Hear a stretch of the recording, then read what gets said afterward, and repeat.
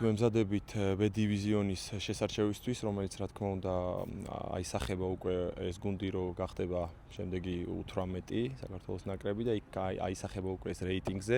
ამიტომ ძალიან მნიშვნელოვანია ამ ბიჭებისთვის, ჩვენთვის, ყველასთვის. რაც შეეხება თვითონ შეკრებას, სამწუხაროდ ორი ძალიან მნიშვნელოვანი ფეხბურთელი გამოგვაკდა ტრავმის გამო დაცვაში. ასევე ბართიშვილი არ ყავს, როგორც იცით, ბართიშვილი დაწინაურდა უკვე ზევით ნაკრებებში და ძალიან გვახარებს ეს ფაქტი.